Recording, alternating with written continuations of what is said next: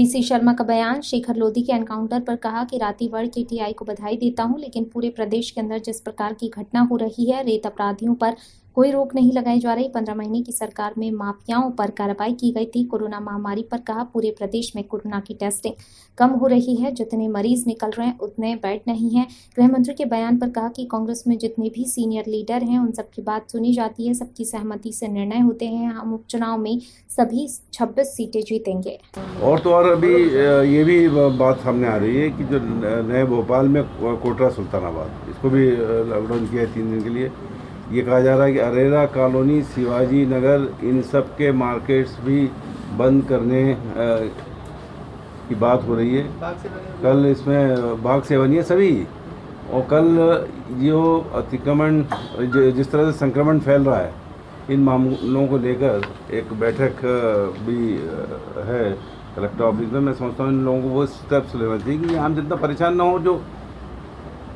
जो काम धंधे लोगों के बंद हो गए, जो छोटे छोटे महिलाओं ने समूह में ऋण ले रखे हैं, उनकी किस्तें आ रही हैं, तो ये सब पर सरकार को विचार करना चाहिए और उनको राहत देना चाहिए। ये हमारी मांग है।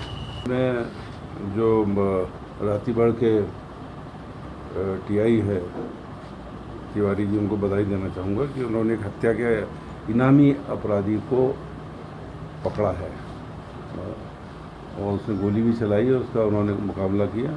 निश्चित तौर पर ऐसे अधिकारियों का सम्मान किया जाना चाहिए।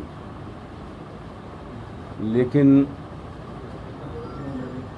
जो पूरे मध्य प्रदेश के अंदर जो अलग अलग क्षेत्रों में जिस तरह से घटनाएं हो रही हैं, चाहे वो गुंडागर्दी की हों, चाहे रेत खनन में जो अधिकारियों पर जो हमले हो रहे हैं, उस पर कोई रोक सरकार नहीं लगा पा रही है। और 15 महीनों के अंदर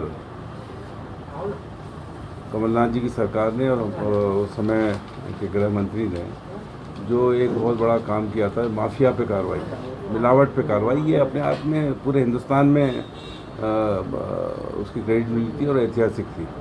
लेकिन वो सब चीज़ें बंद हो गई। आज आम आदमी परेशान है। कोरोना से लड़ाई लड़ने में सरकार पूरी तरह से फेल हो गई है। भोपाल जो मध्य प्रदेश की राजधानी है, 25 इलाके पूरे लॉकडाउन रहेंगे 5 दिन तक और 2 लाख लोगों को घर रहना है। और जब ये लॉकडाउन होता तो उसके जब घोषित होता तो उसके पहले लोग मार्केट्स में आते हैं, ये और बढ़ता है संक्रमण।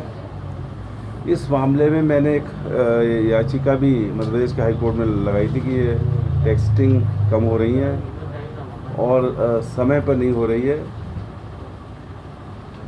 केवल पूरे प्रदेश में 4-5 हज़ार टेस्टिंग हो रही है। उसके बावजूद आज भोपाल में ये स्थिति है कि जिस तरह से संक्रमण फैला है, कल फिर 160 के आसपास निकले। प्रतिदिन 150 से कम संक्रमण नहीं निकल रहा है, लेकिन उतने बेड नहीं है, उतनी व्यवस्था नहीं है। मेरी कल कुछ डॉक्टर से बात हुई थी, तो ये जो स्थिति हुई है कि 2 लाख लोगों को घर रहना पड़ेगा।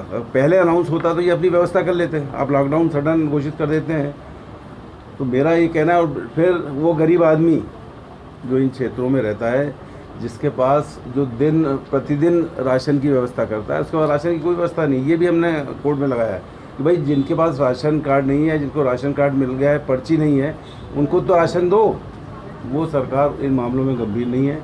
जो कहा था कि 10,000 रुपये जो छोटे व्यापारी, दुकानदार, गुमटी और ठेले वाले हैं उनको मिलेंगे, वो अभी तक मिले नहीं। बिजली के बड़े बड़े बिल आ रहे हैं 10-10 हज़ार के, 15-15 हज़ार के।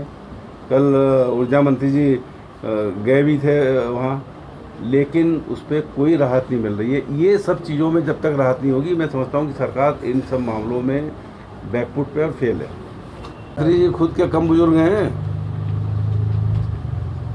वो भी बुजुर्ग की श्रेणी में आते हैं।